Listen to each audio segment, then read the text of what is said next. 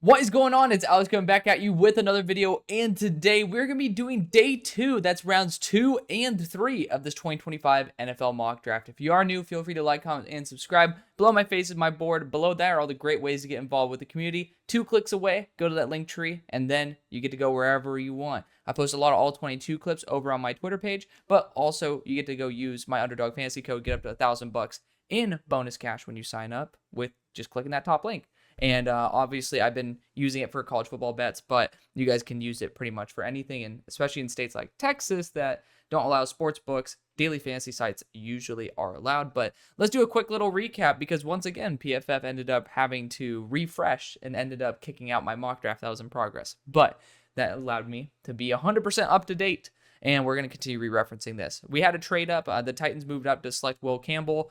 It just depends if you want to keep JC at left tackle and move Will to right. Regardless, he's by far the best tackle in the class. You know, I have Marcus Bowe at 4, and I love the dude with all my heart. Friend of the show. He came on the show a couple weeks ago, but still somebody who had some relatively worse performances, so he would probably be sitting in the 20s for me. But still, I think there's a big gap with the top offensive tackles. But regardless, we ended up having a move back from Cleveland because I knew the target I was getting for them. The Rams ended up getting their future corner of the future. The future corner of the future. Great line, Alex. Great line. But via that trade back, the Dolphins ended up going after Malachi Starks, ended up having some people point some things out in there. And obviously, I love you guys for it. Somebody who I do think, in retrospect, I could have taken there is Mason Graham to replace where Wilkins was once. But I still love Malachi Starks. But obviously, that trade back resulted in Ashton Genty. And we had a trade up with the Raiders. Bears moved back, and the Raiders ended up getting their version of Jaden Daniels and Cam Ward. Continuing on, we had the results of that trade ending up being with Donovan Jackson on the Bears, which is going to be, we'll see it in a minute. But I do think that the Bears you guys will like the outcome of why I ended up going after Donovan Jackson. We had a trade back with Denver. Detroit moved up to select Mikael Williams to jump the Falcons. The Falcons ended up getting a stud receiver there, and same thing with the Broncos, who ended up getting someone who's suited for the cold, bigger, more physical. And if Troy Franklin is a big part of the future, which I hope he is for Bo Nix, then Emeka Egbuka is a perfect pairing with him.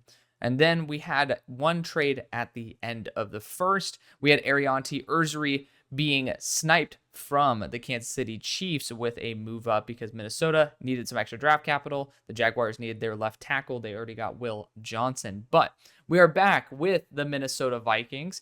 Again, ended up getting a nice 4th round pick. Where is it at? It's right here, I think. Actually, 132 was their former pick they sent to Jacksonville. So they got it back. And for the record, Perkins and Ravel are not going to be coming out in this mock draft because they both tore their ACLs. I usually believe that those guys are going to end up repairing their careers by going and redshirting one more year. But for the Vikings at 33, running back goes through my mind. I just don't think anybody's worth it at this point. Again, we got a very nice 5th-year tax. And looking at the corners that are available, I really like Jason Marshall. However, I ended up actually just studying where did he end up slipping to? 19th overall on my board. Davison Igbenison's worst game. The thing is, I dropped his man-to-man score because I think in off-man coverage, I need to factor that in regardless. And he did not do a good job in off-man coverage. And you know what? Some guys are just great at certain things and not great at everything. And that's probably one of his only issues. Because when he is in press coverage, which I know that Flores loves physicality, and that's exactly what Igbenison brings, then he is probably the best corner in the class outside of Will Johnson. Like, I really do believe in him to that degree, but I do have to factor in the fact that, in not every single system, he does have some limitations. But for your system specifically, I'd be willing to take him in the top 10. And of course, PFF does not feature him in this, and I'm not personally a huge fan of Jordan Hancock, but he'll be getting reevaluated, and a lot of people do love him. Of course, rank 188 means that maybe not as many people love him as I thought. I digress. He's going to be my placeholder for my number 19 overall player, Davison Igbenison. Technically 18 if you count out Harold Perkins. Again, I'm not going to be yanking him from my grades or from my rankings until he actually declares going back to school. But at the same time, we can still mock a certain way. But yeah, boundary corner is super duper crucial. Again, rest in peace to Kyrie. That sucks. But you still have to be able to fix that position. But Kai Blackman's going to be coming back as well. Super excited for him. And, getting some physical corner duos with one of the smartest defensive minds, if not the smartest defensive mind in the NFL at the moment, sounds like a great idea, especially because Dave St. Benison ended up kind of being burnt toast because the defensive coordinator didn't adjust for what would suit his players best. And, I think that he's going to be a super stud in the NFL, especially if he goes to the right spot. At pick number 34 for the Miami Dolphins, we're going offensive line here. Not tackle, though. I'm actually going to go after a player who I really, really like. It's Armand Membu. I'm not giving him enough credit. I just ended up watching Donovan, I think it's Azuruwaku out of Boston College. This dude's an absolute beast. I mean, watching the left tackle from Missouri is awesome, but Armand Membu, I think he's like a super high-end guard. Again, we could look at the interior offensive lineman as well. Like Jaden Roberts, to be fair, Tate Ratledge should go before Armand Membu. Like, if we're going to be real here, he should go before. I'll honor that, but we're still going to be taking Armand Membu early. Jaden Roberts has been, even though I have him ranked really highly, he has not been reevaluated. He is somebody that I do have some genuine concerns with in terms of his early application. I think he is pretty damn sure he's a pure junior. He's a redshirt junior. He should go back to school for one more year. My humble opinion, he should transfer maybe if Milroe ends up coming out. But Tate Ratledge is going to be my selection here. Like, super rock solid again. I mean, look at that. 0 pressures on the year. But regardless of that fact, he is just the definition of consistent. And I think that matters more than anything at the moment. And we ended up getting, of course, some extra draft capital through moving back. So we are going to be able to have some extra capital to move up. At pick number 35 for the Patriots, we ended up taking tackle in the first round. I think that's super crucial for the team. Edge rusher is my primary position to target here. And, personally, there's not really great options on the board right now. Jack Sawyer's been having a very good year. He is very much due for a reevaluation. But there's a player who is not on here that I want to give a lot more credit to, who he still needs to get reevaluated, but all 22 for Miami's defense is not popular at the moment. So I know that he's far higher than what my official grade is, which, if you guys are new, this is based off of my official grades, which means I might have an opinion that's a little bit more updated than the actual full grade, but I owe you guys honesty and transparency, and I also want to show respect to my own grading system, so that's why it is like this. But Tyler Barron, I end up using Antoine Powell Ryland every single time, but he's going to be my placeholder for edge rusher out of Miami in Tyler Barron. He's had a fantastic year, showing a lot more fluidity in the right defense. He is awesome. And when he's not being used as a random defensive tackle in a lot of reps at 265 pounds, he is awesome. And he can also cover if you want him to. I love that versatility. I think he fits the Patriots a lot. Defensive interior, getting someone who's punchy on the defensive interior certainly is intriguing to me, but being able to get a quality edge rusher at 35 is not very easy in this class, and we ended up getting a good one right there. At 36 for the Cincinnati Bengals, ended up going after Travis Hunter as a receiver in the first, and I love it, but we still need to fix that defense, right? I know that there's some issues currently with some contract stuff with Trey Hendrickson. You guys ended up pointing that out in the comments section, so I love you guys for being able to be 100% honest down there.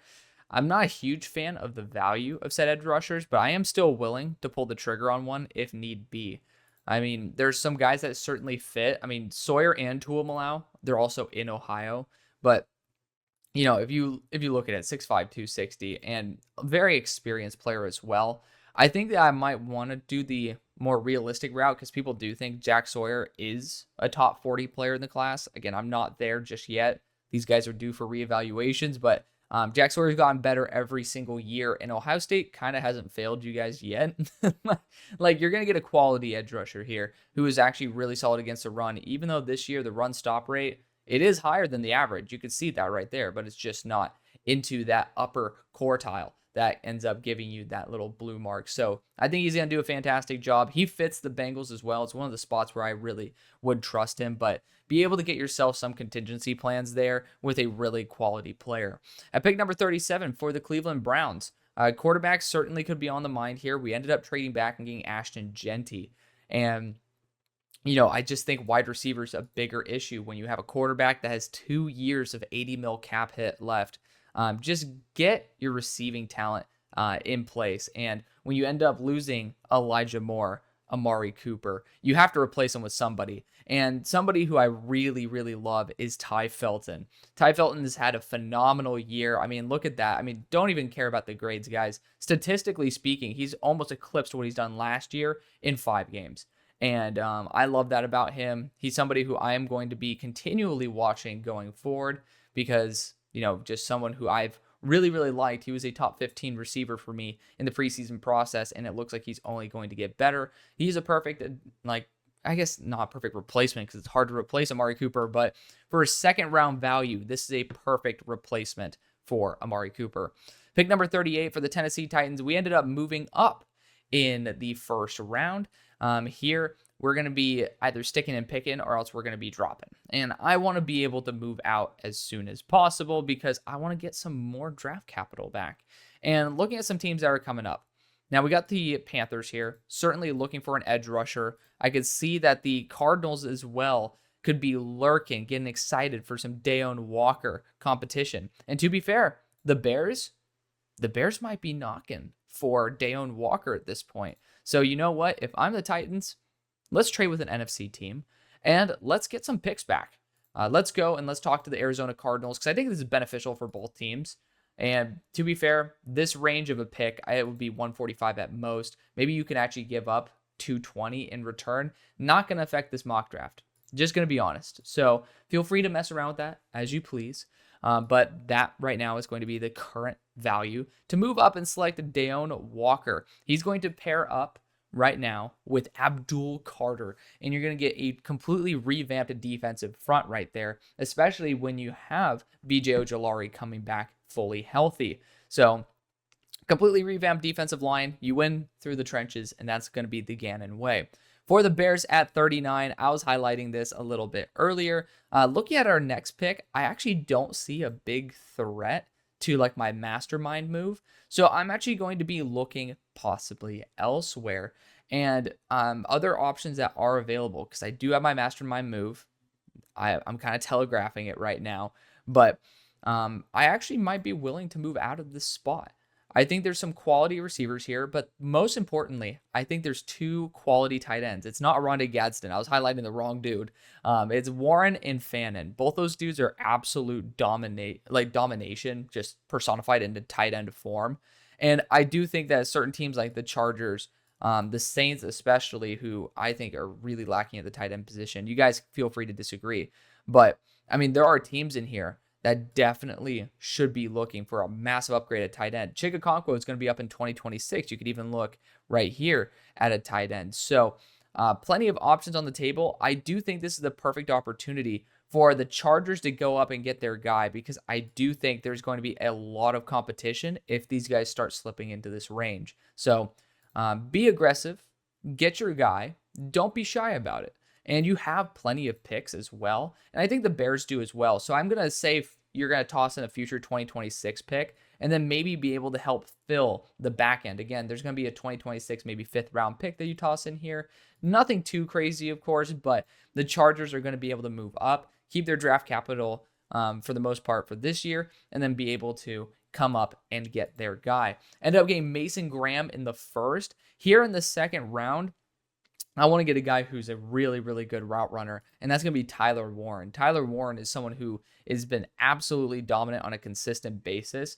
Now, Harold Fannin's been statistically better, and it's a completely different style of tight end. But I want a tight end in the system that is going to be 30 pounds heavier and a far superior blocker. Even though I love Harold Fannin because he loves to block, he's just not NFL translatable at the same level that Tyler Warren is. So this is a perfect fit. It's why you can't really roll the dice on being able to select Fannin after that pick. At pick number 40 for the Carolina Panthers, edge rusher, probably going to be the move. Again, we ended up selecting a wide receiver in the first with Luther Burden. Let's go help the defense out. And looking at the guys available, Shamar Stewart's a baller. I actually want to go Kamen Rucker here. The only reason he's here is because he's actually going to be coming back from an injury. He might get some reps this week, but he ended up tweaking his leg, and he's going to be back for the rest of the season. I mean, 19% pass rush win rate versus a team that is, pretty damn solid in terms of their offensive line production, and a 4% run stop rate's not great.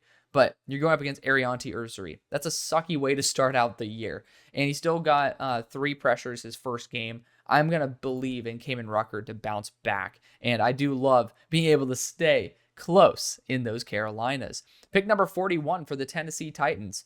So we ended up going and moving back. You could go after a quarterback here.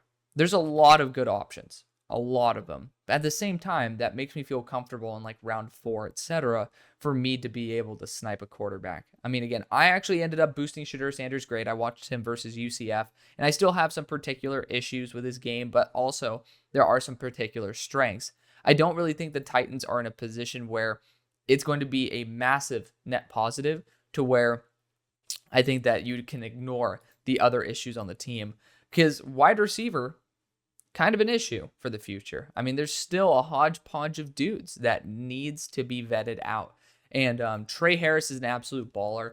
I mean, if you think about how, like, the fact that this dude was literally the focal point of the entire offense in a very close matchup with Kentucky. But regardless of that, I mean, he's just been very consistent. The only other player I'd like to mention here is Jaden Higgins, who I think is a superior talent to Trey Harris, but Trey Harris is a more likely talent to be selected above him, and he's really reliable. So I'm going to go after Trey Harris. You can't go wrong between these two. I think by getting the extra pick and then being able to moving back, you can end up at least justifying going after a guy that you like versus maybe the guy who I think might be better. At pick number 42 for the New York Giants, we went after quarterback in round 1, and you might say, damn, we could have waited for round 2 and get these guys. The one position you guys are desperate for is that quarterback position. And now you can sit here confidently and look at some options. You got Ollie Gordon on the board. I think that's a really dark horse move. But I also love the idea of going after a corner for you. And I want to go after a corner that is really good at man-to-man coverage. Jason Marshall Jr. is actually more of a zone corner, in my opinion. The more I've watched him, the more I like him in zone more than man coverage. There's someone who I do like in man coverage is probably going to be Tommy Hill. And to be fair, I'm going to look actually and dig into my personal board and look at Azariah Thomas, Ephesians Prysock here. And I think those dudes are going to both rise. Thaddeus Dixon going to be coming into the mix as well. And it sucks that Siobhan Ravel's not available. Otherwise, I'd be probably taking him. You could wait for Maxwell Hairston in round 3. I like that move because then you get that instant chemistry with Andrew Phillips. But I also think that Max Hairston isn't a guaranteed starter. I think that Azariah Thomas is. And I'm going to go after him. Azariah Thomas, Florida State corner, not Fentrell Cypress. He is my number 11 player in the class. I got to see him in person at SMU and got to see SMU kick Florida State's ass, which is, I mean, you tell me that would have happened 6 months ago, I would have said no chance in hell. But we're living in a good time, I'd say. And, Azariah Thomas was one of the few bright spots for Florida State. I thought he was phenomenal. And he ended up solidifying my my actual adoration for him.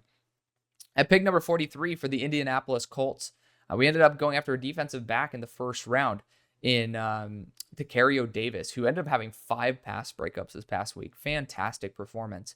Now, I do have the idea of going after a second edge, but that's not your best return on investment at the moment. I think getting another defensive back like Kevin Winston to lay the boom would not be a poor decision. He hasn't been, I mean, he's also been hurt, but he hasn't been the most reliable this year. He's more of a box guy. So you could try to look elsewhere. And a lot of these safeties, to be fair, are guys who are a little bit more inconsistent. The one who I like the most is Nicky Monwari. The 2 games you care about most is Kentucky, LSU.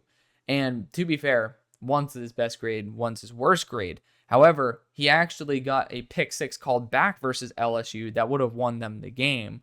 So I do think his grade is artificially knocked down a little bit because of that. I'm going to be going after Nicky Monwari. You can see he's my number 12 player in the class, 6'3", 227. And of course, yes, everything is due for reevaluation. But This is based off of actual all-22 tape, based on how they were doing coming into the year.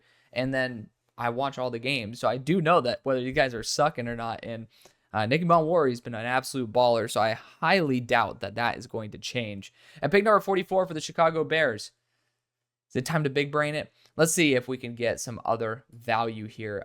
Defensive interior, you do have some guys available that I do really, really like. And I do see a team right here in the Dallas Cowboys that is going to be looking for defensive interior talent. I'm going to be going Walter Nolan, defensive interior out of Ole Miss. He's up to 305 apparently, but super young, very well balanced, and has been consistent throughout the entire year. Walter Nolan's going to be a great defensive interior addition, and I already hear everybody saying, no, we need more offensive line. I heard your pleas. Just wait. Pick number 45, with the New Orleans Saints, drafted a wide receiver in round number 1. Here in round number 2, I do think right tackle is a position that would be very beneficial to this team. And we got some good players on the board still. I'm going to be going after Blake Miller, tackle out of Clemson. Just a very, very reliable. Well, to be fair, you guys do like your maulers, and this guy is not very good in run blocking. Armand Membu would be your better blocking. Yeah, there you go. Better in the run blocking department. Man, I want to go after offensive line for this team so badly, but I want to be very impartial to where you guys are at as an organization, and it does not actually work. I wanted to do it, couldn't pull the trigger. Instead, I'm going Harold Fannin. Harold Fannin's an absolute super stud. Again, look at him. He's the highest graded player, I think, in college right now. But against teams that he's supposed to perform poorly against, he performs unbelievably. He's a run after the catch machine. And I'm literally reevaluating my tight end position or reweighting my tight end position because I'm realizing that his game is far more translatable than what my grading system suggests, which means my grading system needs to adjust. So, Harold Fannin, shout out to you. I love my rule breakers, so to speak. At pick number 46 for the Cowboys, I know what I'm doing with the Bears. However, I do know that I want to potentially have some teams that are looking for a left tackle try to move up and jump the Bears because the Bears are obviously taking offensive line. But looking at the options available, I do think defensive interior still is on the table for this team. The question is any other team in the near future going to be drafting Aeneas Peebles, who has been absolutely phenomenal? Like, he's been rock solid this year, as well as he was last year. He's a little undersized at 290. However, that just allows him to be far more versatile. Osa Odigizua is up for a contract as well. I love Bear Alexander, but he's thinking about taking another redshirt year. And, he's just been much worse than his talent suggests, which makes me worry that, unfortunately, the character concerns are real. I do worry about the Niners being a very big contender into Aeneas Peebles. I do worry about some other teams as well. Theoretically, the Eagles, if they don't bring back Milt, and you don't really have full faith in Moro Ojomo as well as Thomas Booker, you could be also in the market for Aeneas Peebles. So it's a position where I cannot move off of. So we ended up getting ourselves Aeneas Peebles as well. What did we do in the first round for you guys? I'm trying to remember exactly what we did. Quinshawn, oof. Talk about two great positions with two great players. Aeneas does not have a full grade for me, hence why I'm not talking about where he is at on my board. But it's time for the big brain move. So we ended up getting Donovan Jackson in round number 1 to play left guard. And I want to believe in Karan Amagaji. But the thing is, injuries happen in this NFL all the time. So he's still going to be playing a role, and he's still going to be a very valuable asset. But one of the best things that you can ask for in the offensive line is chemistry. Talk about chemistry. Josh Simmons, one pressure all year long. 91 grade on true pass blocking sets. He's just been the definition of consistent. I loved his form, and I just was very confused as how it didn't translate as well last year as it should have. And it looks like he might have finally taken that final step this year. He's extremely athletic, someone who I really do have a lot of faith in and developing into a quality lineman. And now you have teammates. You have Josh Simmons as well as Donovan Jackson. So that left side of the offensive line is going to be fixed. I know the center class is not that great in terms of free agency. However, we still also have some centers in this class that could be there in that 4th round that are actually quite solid. I have them both at 36 and 37 respectively. I definitely think Jake Slaughter might be there. But continuing on for the Green Bay Packers, we ended up going after edge rusher in round number 1. Here in round number 2, I'm going to go after a developmental corner. And they like physicality. They like man-to-man coverage. They like to be able to go after someone who can take it to the house. And personally, I think Tommy Hill is a little underrepresented in his man-to-man ability. I think he just got a little bit roasted this past week. But Tommy Hill is an absolute baller. I think that he's well-deserving at this point. Jabbar Muhammad, to be fair, I actually had him comped as a mini Jair Alexander. Like, he is just unbelievably fun. Unbelievably fun. But I do have my potential concerns with him. I'm actually going to be looking at Quincy Riley here and Tommy Hill. Those are going to be my 2 guys. Jedi Barron, though, to be fair, has been phenomenal. Again, that zone coverage, because he's used to being a slot, I think he's going to tend to lean a little bit more towards his skill set than anything. But looking at the players who I have available, my next best corner is going to be right up here with Ephesians Prysock. I do think we could end up also going after him because he's been very, very solid there for Washington. So we're going to let Siobhan Revell be the placeholder because it's like he was my dream pick for the Packers anyway. But my number 9 player, Ephesians Prysock, going there. He's 6'4", about 200 pounds, a little bit cap top speed, but he's also very physical and very smart. At pick 49 for the San Francisco 49ers, we ended up going after Emory Jones in round number 1. Here in round number 2, I definitely would have loved to have been able to snipe one of those defensive interior players to help out. Edge rusher as well. I do think that we can start focusing on JT Tuimoloau and Shamar Stewart. Shamar has kind of taken a little bit of a dip in terms of production, which it's okay. It happens. JT, I think he's just been far more superior. You look at the teams he's gone against, maybe like not really the best translation, but this is a team that I trust, especially with Nick Bosa, to be able to develop JT into his best self, and his current self is worth about an early 3rd round pick. So if you go to a system that fits you best, I feel far more comfortable being able to take you a little bit earlier, and especially in this class where the edge rushers are not super plentiful, I feel comfortable going after JT Tuimoloau. And again, you're going back to Ohio State, so it's solid floor of experience as well. Pick number 50 for the Baltimore Ravens. 1st round, we ended up going after Tyler Booker. Do like that move a lot for this team. So, I just ended up skipping all the picks right there. At pick number 50, looking at the players that are available, I kind of want to move back because you got Ollie Gordon here, who I think is a stud, and I don't want him going to particular teams that are going to be looking for a running back that are maybe competitors, right? So looking at a team that could certainly love Ollie Gordon, the Steelers are one of them. But more importantly, you also got the Raiders here, and I don't even want to count out the Broncos. Ollie Gordon could be an absolute stud. He hasn't done unbelievably well so far, right? He's been pretty solid. But yards per carry, 3.6, not nearly as good as his 6.1 the year before. But at the same time, the offense also has been a little bit more, a little bit less exciting. We'll put it that way. So you also got Amarian Hampton here, who has been, you're looking at those numbers far more statistically superior. It might be able to dissuade some potential candidates. So I actually might leave it as is, and I think the Ravens might be stuck here. And if you are stuck, the best way that you can get out of it is just getting the best talent available. And the best talent might be actually Jedi Barron based on his play this year, his zone coverage ability. You guys do like man-to-man, though, and to be fair, I do like Jabbar Muhammad a lot. And I do think he's very sticky in coverage, also very versatile. You can kick him in the slot. We're going to go after Jabbar Muhammad. We're going to respect my board a little bit more in this episode because Jabbar is at number 28, and yes, there are some players that still need to move down, so he's going to be even higher.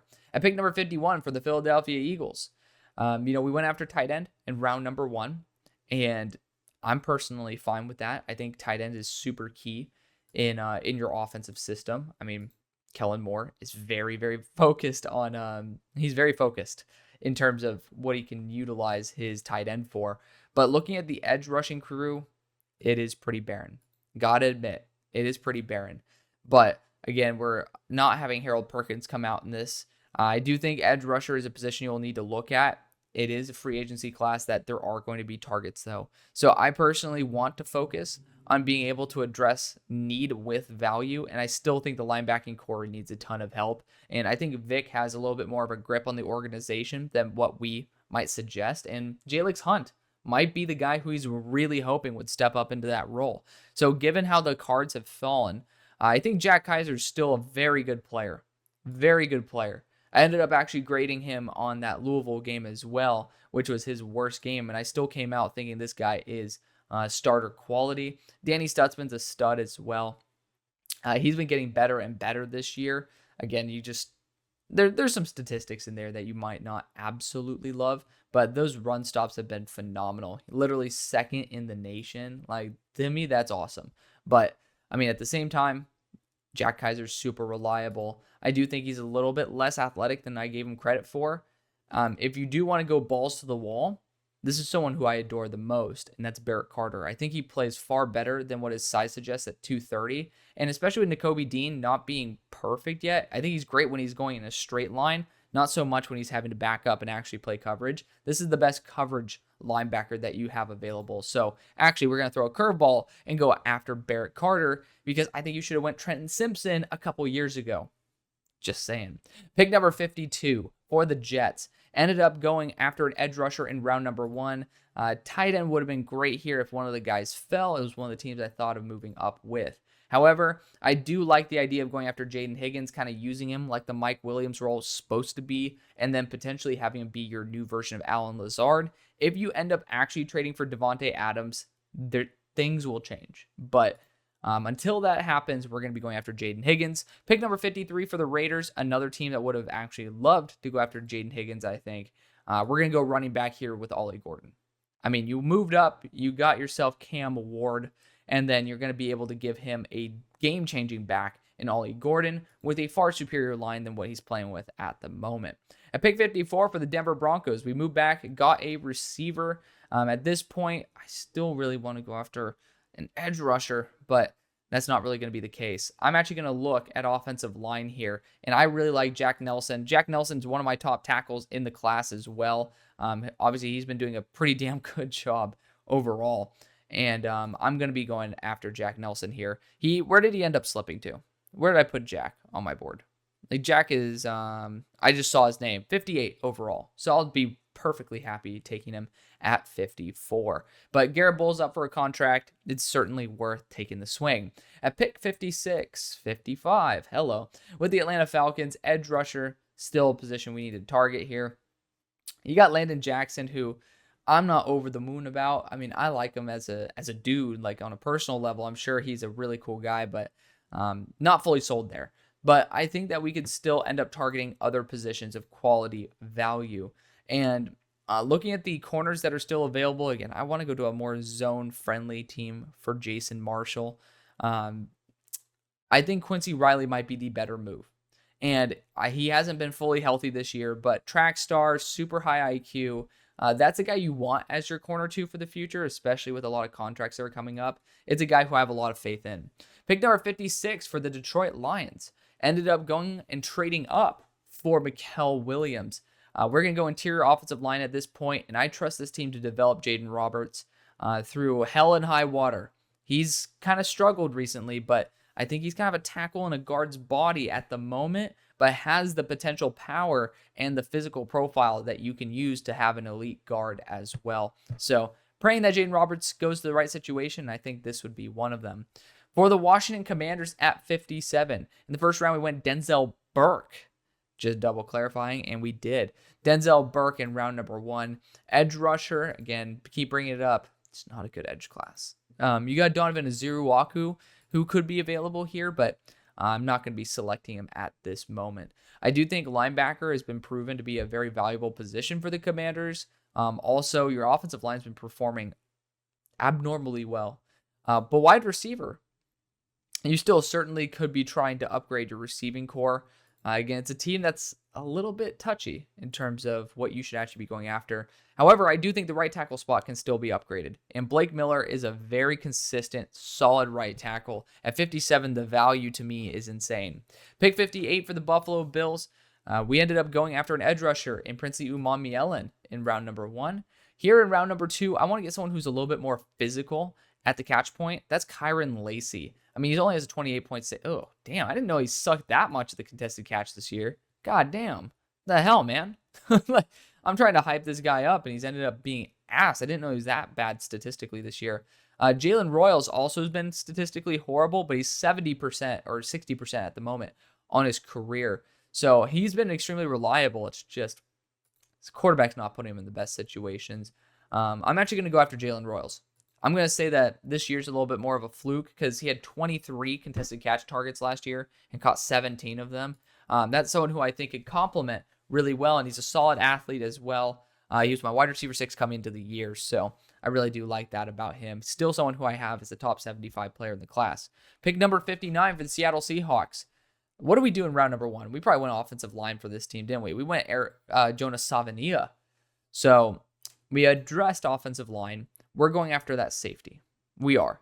And there's a lot of really good options.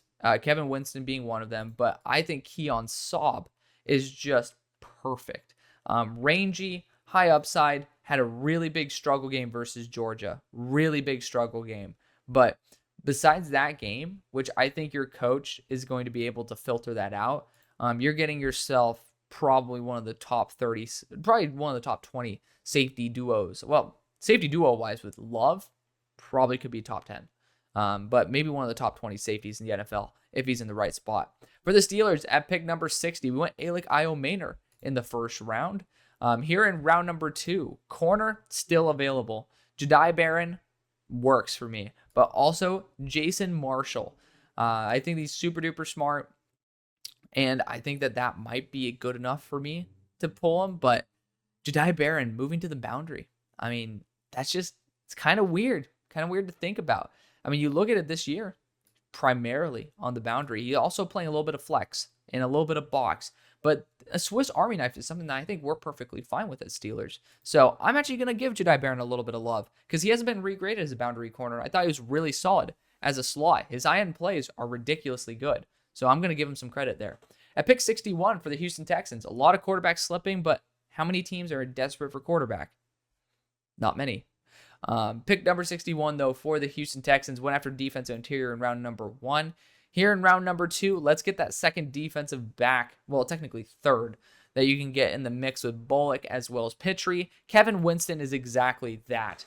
He's very rangy, very good in run support as well, and he's going to be a perfect complement with those other two with a good rotation. Pick 62 for the Tampa Bay Buccaneers, went after edge in round number 1.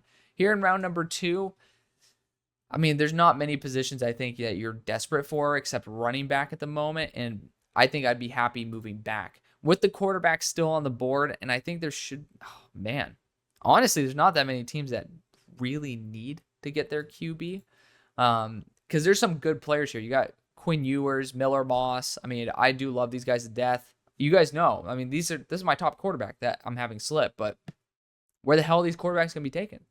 But for the Buccaneers specifically, if you want to move out of the spot, I do see 3 teams right here that are going to be looking to snipe that third round quarterback. And I think that's fair. So I do think one of these teams needs to make a move up for their commander in chief, so to speak. The Rams certainly are one of those teams that I think would love to see the more of the upside than anything. You also got Drew Allar here. And I think Drew Allar is an absolute freak show. And I think I'd be scared shitless of him going to any of these other teams. I'm actually going to get aggressive. Well, the Rams already traded up once, so I'm not going to get aggressive with them. I'm going to get aggressive with a team that needs to develop their quarterback and a team that's already moved back multiple times. I already talked about Deshaun and not wanting to go after it, but that was back at pick 37. When we're sitting at pick 62, that's fine to me. I mean, to me, I'm down for that. And I'd be willing to send 198. Maybe you could send in another pick as well. Feel free to mess around with that as much as you want. But I do think the Buccaneers are willing to move back that distance. You can go after Shedeur Sanders. That's perfectly fine. But I want to go after the most raw talent with the most upside. And that's Drew Allar and Quinn Ewers. I think Quinn Ewers, especially with Arch Manning performing so well, I think Drew Allar is going to be a little bit more of the attractive target. But at pick number 63 for the Buffalo Bills, their second selection, we did end up missing out on Kevin Winston. I know it's going to break the hearts of a lot of my Bills lovers out there, and that's okay. But I think Xavier Nwankpa is a pretty good consolation prize. This guy's an absolute freak, especially in the box. This dude's just, I don't know why. Forced incompletion rate 0%, whoop-de-doo. He's not going to be someone who you want in man-to-man coverage, but he's somebody that you do want in that box. Pick number 64 for the Kansas City Chiefs. We're going offensive line for them regardless. Let's see who's the best. And honestly, Armand Membu, I was highlighting him earlier. He's a right tackle, so he could end up working at right tackle if you want him to, but I think he's actually a stud at right guard. He's in my top 50 as well. We're going to be going after Armand Membu. At pick number 65, we got the Jacksonville Jaguars sitting here. And for the record, Shedeur Sanders is my QB6. So, again, there's no actual hate going on. I just think a lot of these quarterbacks are more developmental, and QBs that are developmental usually slip to the third round. But at pick 65 for the Jacksonville Jaguars, we already went after offensive tackle. We've already gone after our corner. I do like the fact that we've kind of done what we needed to do. Now, Kyron Lacy might be a good choice to pair back up with Brian Thomas. You have some instant chemistry there, and then you also have that great size. Apparently not great at the contested catch. Don't know what's up with that. But Kyron Lacy is going to be the selection right there. I think that brings some extra balance to the receiving core as well in terms of size. So I think it's a good match. And again, you get that instant chemistry fit as well. At pick 66 for Philadelphia, we got this pick through Miami. Forgetting how, but through that trade last year, I think it was in the 4th round. Ridiculous. But we got a linebacker with our 2nd round pick. We got a tight end with our 1st round pick. Now we can start justifying these edge rushers. At this point, you might as well. How has Colin Oliver been doing? Oh my God, he's such a stud. He is such a stud too, guys. He's 240 up. He's up to 240, playing full-time, pretty much edge rusher at the moment as well. If I'm not mistaken. Yeah, he's not even playing off-ball linebacker anymore. This is such a Fangio fit too. Great at coverage, a former linebacker. He's somebody who graded really highly for me as an edge rusher. So, he's going to be your on-sale version of Harold Perkins this year. And that's just a great fit. High-level athlete as well. He literally scored a 10 out of 10 for being an athlete because he just flies. And he has a good amount of power too. At pick 67 for the New England Patriots, it's a position where we could trade back. I do think you could continue to upgrade the offensive line. We got Kelvin Banks. Don't think that that's the end-all, be-all. But I also think tight end, you could look at a couple other positions like Jake Brittingstool, who's up to 240 pounds. He's a quality tight end who's actually a really solid blocker. I personally don't think Hunter Henry's the answer for the future. So I'm going to get an upgraded weapon who also can play in the slot or even boundary. He's kind of the cheaper version of Colston Loveland. At pick number 68 for the Cincinnati Bengals, Jake Brittingstool might have been my option there because you're using Eric All, and you love Eric All, but I think there's upgrades from Eric All, and I was actually a pretty big fan of Eric All. I think defensive interior might not be the bad position to target at the moment. You got guys like Howard Cross who are extremely efficient, and even in a down year, you see every single game he's been getting better and better and better, and it's not against worse and worse opponents. So for me, I like the fact that you can get someone punchy on the defensive interior. I know that getting a little bit of size is probably more ideal, and you could use Howard Cross actually as a tweener. What we ended up doing in the last round, double checking myself before I double wreck myself, we went after Jack Sawyer. So we got that edge rusher right there already. And you know what? I really like what Howard Cross is bringing to the table. Shamar Turner, why are you not doing well this year? Because you're an edge rusher that is trapped in the body of defensive interior. But we're going to go Howard Cross here, get some extra punchiness on that defensive interior. At pick number 69 for the Buccaneers, we already went after edge rusher. This is our 2nd round pick. We ended up getting some extra draft capital. And I do think that potentially going after best player available like Danny Stutzman is worth it at this point. Jack Kaiser as well is a great player, but Danny Stutzman is going to be my choice here. At pick number 70 for the Kansas City Chiefs, You could look at running back. That's the funny thing. With Amari and Hampton here, Kyle Monungai is kind of a sick pick. That might be the best way to go about it. You got Membu already. You also got Kenneth Grant. Like, you're in a pretty good spot. You got two of the big positions addressed. Now, I'm pretty sure I'm pretty much sold on either Amarian going to this team, which Amarian's been doing a fantastic job, or Kyle Monungai, who, again, you're going back to Rutgers for this. Because you do end up dropping off. I really do actually like Trevor Etienne still. He still has not gotten a full grade yet, but I was watching. I watched the whole game and then ended up watching a couple players in all 22 from it. So certainly am aware of his play, and I still very, very much like him. But actually, I think I'm going to pass because of that. I'm actually going to go back-to-back offensive linemen. I feel like that might be your best return on investment, is going after a quality right tackle that actually plays right tackle and I think should stay at right tackle, and then going after someone who I will have as my Trey Smith replacement, Armand Membu. I'm going to go after Johnny Cornelius. Super high floor. I mean, just genuinely quality player. And again, it's gotten better every single game this year. Just someone who I think is A+ quality offensive tackle. That's someone who, I mean, you're not going to get A+ in terms of upside, but you're getting floor. And floor is going to be a lot better for a team that just needs consistency. And you're revamping that right side of the offensive line with really quality players. I like being able to retool the team in that respect. At pick 71 for the Panthers, we got to go QB. And again, I do not want to throw any shade at any of these quarterbacks. Like, it's just, when you're not starting quarterback, there's not much value to a franchise. And these guys are guys who can compete for it. Quinn Ewers is going to be the selection because of the upside.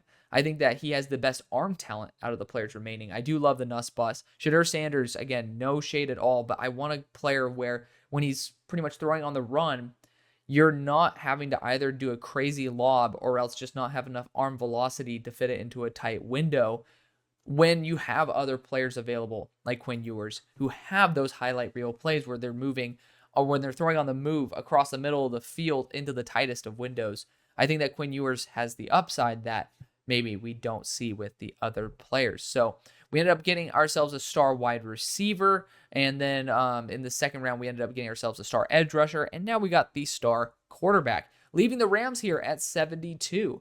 And I think the Rams are going to be looking for, I mean, honestly, why not go with the homegrown talent? I have Miller Moss as my QB1. I think that his ability to pinpoint certain targets over the middle of the field is something that's going to be extremely valuable to this franchise. And that's why I will be taking him here. The third round is perfect to snipe these guys. It's like, that's where you start getting the guys who are extremely developmental, because that's worth it. Because now you have guys who will be sitting for a year and then take that step up. At pick number 73 for the Arizona Cardinals, we've gone after edge rusher. We've gone after defensive interior. Those are the key positions for me. I do think you could even look for some extra defensive back help, but the defensive backs have been doing a pretty damn good job. At this point, you could also look at running back, since fortunately, what's his name? Trey Benson has not been overwhelmingly amazing. I do think a future at right tackle could also be in the mix. You could go after Josh Connerly and see where he fits. Belton, I'm still pissed off at him for spitting in some dude's face. But actually, this is the perfect opportunity to go after currently my number 4 player on my board, but still somebody that I think will be taken after guys like a Johnny Cornelius, who have a little bit more translatable experience, as in Marcus Bowe, right tackle out of Purdue. We're going to use Brandon Crenshaw Dixon as the placeholder. By the way, how is this guy doing? He's actually been doing pretty well statistically, but I ended up seeing him get absolutely eviscerated some reps, so I'll keep that in check. But Marcus Bowe, right tackle out of Purdue, again, placeholder for number 73 to the Cardinals. Get someone who could be a guard potentially as well, but you're getting yourself a quality offensive lineman with a really high technical floor. Pick number 74 for the New York Giants. This is where running back comes into the mix. What do we do in round number 2? We went after Azariah Thomas, not Fentrell Cypress, Azariah Thomas, corner out of Florida State. So we got after quarterback and cornerback. Here, we're going to go after running back. And Amari Hampton should get the credit. I mean, look at that elusiveness grade, 164. And at the end of the day, when you actually look at what the offense lost in terms of Drake May, the focus really did shift to Amari Hampton, and he's been able to produce through it all. At pick 75 for the Indianapolis Colts, I want to get rid of Shedeur Sanders off the board. I do. And I've already gone after 2 defensive backs for this team because I think that's what they need the most. But you could go after a tight end at this point. Ferguson's been pretty damn reliable overall. He hasn't been the primary target in this offense, but that's okay. People really love him. The tight end's available, though. I gotta admit, it's a pretty garbage class for tight end, for especially how much faith that we had at the start of the year kicking the balls. But, the Bears, I'm going to be honest. There's some teams here. I actually think the Chargers are one of them. They're looking for some center talent. And I think I might get aggressive with the Bears again. Like, the Bears just need to be aggressive. That's my goal, especially since they have pick 85 as well. I think this is perfectly normal. Maybe you'll take pick 176 to move up. Maybe you'll take a little bit more, a little bit less. Feel free to mess around in your own. But if the Bears have that much draft capital, fuck it. Build the offensive line from scratch. You got Josh Simmons. You got Donovan Jackson. Now you have Parker Brailsford, who he might be 290, but he is legitimately, right, you see him on your screen right now. He's been here the whole time. Parker Brailsford at 36. This guy's an absolute freak show. Again, 0 pressures allowed. 11 all last year at 275. He gained weight, and he's been even better. Just someone who I really do trust. He's physical, unbelievably athletic, wrestling champion as well, had college offers to be a wrestler. He's just a damn good player, and especially with your center needs, I thought the value was just ridiculous. At 76 for the Los Angeles Chargers, we moved up, and we got ourselves our star tight end. So we got Mason Graham as well as Warren. So I love Tyler Warren. I think that's going to be an elite duo that you guys really do need to focus on. Corner is the next step. Tommy Hill, Jason Marshall. You got some really quality dudes here. And honestly, based on your playing style, I think Tommy Hill is going to be a little bit more up your alley. Pick 6 ability, obviously he's the guy who pick 6 Shedeur Sanders. I really do think that, especially in this defense, playing the Will Johnson role, he has a very high ceiling, very physical as well, good build. Pick number 77 for the New Orleans Saints. Do you want to go after another quarterback to compete? I don't think it's going to be worth it at this point, but I do think going after one of these edge rushers at this point might be worth it. And based on your playing style, I do think Landon Jackson's physicality and size and IQ could play a massively positive factor. But I also think interior offensive line, not a bad idea to bolster, especially with some quality offensive tackle talent.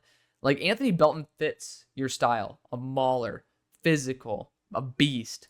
And there's some personality concerns, but it didn't stop you with Trevor Penning, so it's not going to stop me with Anthony Belton, who could also play interior, can also play tackle. Pick number 78 for the Dallas Cowboys. Went defensive interior as well as running back. We need receiver. And great news, there's a lot of really good ones. And one of them is Deion Burks. I think he's been a little bit less exciting this year than he was in the year before, but I still think he's an absolute beast. Where's he at on my board? Trying to see where the hell he's at. Deion Burks, 56. So I really do like him. He's a great player. But at pick number 79, we move back with the Colts, and we're back again. To be fair, I don't know why linebacker is a big need, just because Jalen Charles has actually been one of your higher graded players, which is a big surprise. But this is where, I really like edge rusher is a position I always want to continue reinvesting in. And this is the spot where I think you could draft a backup quarterback, especially with Anthony Richardson's injury history. You could end up drafting yourself a high floor backup quarterback because you're seeing how damn good it is to have a really quality backup quarterback. Now, the question is, who do you want in that role? I think the Nuss Bus is actually a good idea here. And again, feel free to push back. I respect it. If you don't like a pick, I get it, especially for Colts fans. Like, hey, we don't want to give up on Anthony Richardson.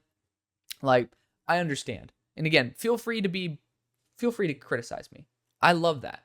Just don't be a dick about it. All right. Like, I want to be able to learn from these situations as well. If you genuinely don't like it because you don't see a system fit, or you just don't think a player is certainly worth it, voice your concerns. That's what the comment section's for. That's what the First Amendment is for. Talk your truth. You could be a little bit more polite about it because I do want to hear from you guys. But at the same time, we're here to have fun and we're here to be able to talk some ball. So feel free to respond to that because I do know it could ruffle some feathers. Pick number 80 for the Green Bay Packers. This is where I'm going to draft another receiver because there's some damn good ones here.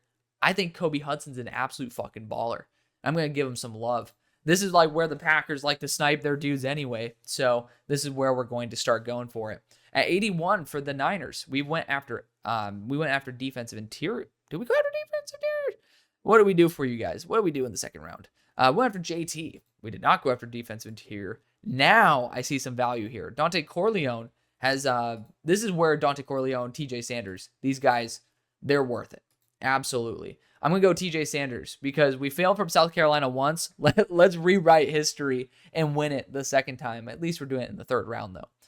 I know the corner as well, certainly a position we can go after, but addressing out offensive line as well as defensive front, like winning through the trenches is super key, and I think there's easily the possibility to re-sign one of the three guys who are up for a contract. At 82 for the Ravens, this is not a bad team to go after a backup quarterback either at this point. Second round, double checking what we did because my brain is mush. Went after Jabbar Muhammad, and we went after offensive line in the first. I think that you could certainly look at some edge rushing talent, but that's the key. There's no talent in said edge rusher. This is the perfect spot, though, for Shedeur to be able to sit and learn if you want him to. Carson Beck to be a quality backup. Like, this is the spot where teams can really take their talented player. But I do think that they're not going to be fully in the market for that. And they're a team that likes to have guys pretty much developing down the pipeline. And I want to be able to develop some extra players here. Hunter Wohler's a baller, by the way. I mean, just somebody who's a big hitter. And I do think that he's built to be in the AFC North. So I don't think safety is like the hugest position to target. Obviously, Kyle Hamilton's been doing a phenomenal job. You also got May there, if I'm not mistaken, forgetting his name. But being able to get yourself I forgot about this. We're so sticking in Maryland. Big playmaker, Dante Trader.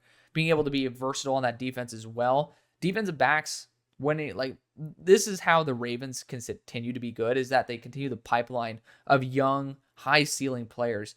For the Eagles, though, I saw a tweet from Marcus Whitman. He ended up saying, that franchise guy, if you guys don't know his name, Jalen Hurts has not been good this year, especially in his past, I think, 11 starts. He's 3-8. I think since last Thanksgiving, you have not won the turnover battle yet. It's time for that to change. And whether that's going to be Carson Beck being your backup quarterback or being someone who can compete, or actually going and swinging for the fences and saying, fuck it, let's go Shedeur Sanders. I think that the backups you have now, I like Tanner McKee a lot, but he's just not going to ever be a starting quarterback. I want him to be, but he's just not. Kenny Pickett doesn't deserve it. I think at this point, take your swing. We're going to go Shedeur Sanders. I know it's going to piss off my friend because he would he's not the biggest Shedeur guy. He's actually a bigger Shedeur hater than I am, but he's certainly going to be intrigued with that choice. But going after a quarterback is super duper helpful for a team that might need a kick in the ass in the quarterback room. Pick number 84 for the Jets. Another team that could be looking at quarterback, and honestly, Carson Beck, he had some struggles, but not as much as people talked about. And this is a player that you could certainly take and then develop, or we can actually just try to develop the team more and more. Like, if Shedeur Sanders were there, I think that would make a lot of sense. But let's actually just go after someone who's very solid, like Terrence Ferguson, to play our star tight end position. At 85 for the Chicago Bears, again, we're going to be going after our safety that ends up replacing our Byard in a couple of years. And that's going to be Hunter Wohler. He's actually really solid in coverage. He's going to be a little bit more of the style of Jaquan Brisker, but I think that his actual, if you can slim him down a little bit, his range as well is phenomenal, and his big hit ability, he's designed to play in cold weather. Don't overthink it. Pick number 86 for the Denver Broncos, another team I could see trying to target another tight end weapon, but let's go after defense right now. This is where I could see the value of someone like Landon Jackson with the edge rushers up for a contract. This is really damn good value for him. For the New England Patriots, Going after even more offensive line talent at this point, never a bad idea, especially when you got some high floor guys, or high ceiling guys, excuse me. But I think that we can start sniping some good talent here. And I think that Maxwell Hairston is well worth the 87th pick. At pick 88 for the Detroit Lions. I've already gone after offensive line for him. To be fair, that center position with Ragnow, I still think that it could be upgraded in terms of consistency of health. And Jake Slaughter is my number 37 player in the class. I'm going to be rocking him right there. At 89 for the Washington Commanders, I think we need to start targeting edge rusher even more. Even if I got one before, which 99% sure I did not, triple checking that. We got Blake Miller. We need to address it. We do. And Shamar Stewart at this point is damn well worth it. He's a quality player, top 64 player on PFF's board. So just take it and don't overthink it. Linebacking core for the Bills, I think, is a little bit underrated in terms of the need. So we're going to be getting it with one of my favorite players in the draft, and Jack Kaiser, who's just a little bit more unproven. At pick 91 for the Seahawks, we actually might end up going back-to-back tackles just because the value is that good. And I don't think you guys are going to fully disagree with that. We're going to go Josh Connerly here, who's 6'4", but is an extremely high athlete, a little bit different than Jonas Savania. Pick number 92 for the Pittsburgh Steelers. This is where we could look at Carson Beck, but why? Why? We're not going to need to do that. So we've already addressed, did we already address corner? I'm tripping. What are we doing? Round 1, we went after wide receiver. Round 2, where the hell did we pick? I keep forgetting we picked much later. We went after Jedi Barron. To be fair, would not be against going after corner twice. But we do need to go after running back. Kyle Monungai is here, and using him in our system, in an Arthur Smith offense, it serves Monungai right. Pick number 93 for the Texans. Let's go after some quality interior offensive line play. Looking at the offensive linemen that are available, Xavier Truss is quality. As a guard, he is real quality. And actually, I love the flexibility he brings this offense as well. Super great athlete. That's someone who I want on my team. At pick 94 for the Tampa Bay Buccaneers, I might actually want to go after the best defensive back available who's super flexible, and Sebastian Castro. He's had a little bit of a struggle year this year, but I still think he's an absolute monster. At pick 95 for the Jacksonville Jaguars, we went after corner, we went after tackle, we went after receiver. All great positions. Now, I think that you still could actually still address the offensive line. And we got Xavier Truss with our last pick, but you know what? I don't think that we should be out of the conversation for going after Wyatt Millam here, who's been extremely consistent. We ended up getting, what did we end up moving up for tackle-wise? We got Ariante Ursary, who actually could be a guard in the short run. I think going after 2 offensive linemen and filling them in at guard and tackle, not a bad idea. At pick 96 for the Chiefs, we went after 2 offensive linemen and a defensive lineman. Wide receiver's not out of the question, guys. It's definitely not. So I want to give it a little bit of thought here. And, Bo Collins, still 75% contested catch rate, by the way. He had 2 drops. I ended up watching that game. He is still a quality receiver. Not overly athletic, not overly explosive, but just a quality receiver that I think works really well if you want to have someone who you can kind of YOLO it to. At pick 97 for the Vikings, let's go after one of those running backs. And RJ Harvey's been doing a really good job. Got to give that guy some credit. But I love the idea of Trey Henderson in this offense. Home run hitter. That's a dream of mine. At 98 for the Dolphins, we already went offensive line. This is where we're going to go after Carson Beck. Super high floor quarterback. Don't overthink it, guys. Do not overthink it. We already went after Trey Ratledge, and we also went after Malachi Starks. Defensive interior-wise, let's go after Dante Corleone. Let's do it. He's been super consistent this year. Let's get some penetration on the defensive interior. And at 100, you got the Rams. The Rams, I actually do think we could go after some quality defensive back help here, but we also could look at offensive tackle if we wanted to. Charles Grant's actually been really, really solid, and he did just have a great game, but, he's been up and down this year. I think the Rams are excited, though, about project players, and Charles Grant is exactly that quality of player you're looking for. It's actually a pick I would have liked for the Niners, who, speaking of, are sitting here at pick 101. And for the Niners, I think we actually finally address that corner position. And there's some solid players here. I'm going to take the ceiling on Jason Marshall. I love the IQ. That's going to be super key for me. But that's going to be the video. Thank you so much for watching. I love you. See you on the far side. Peace.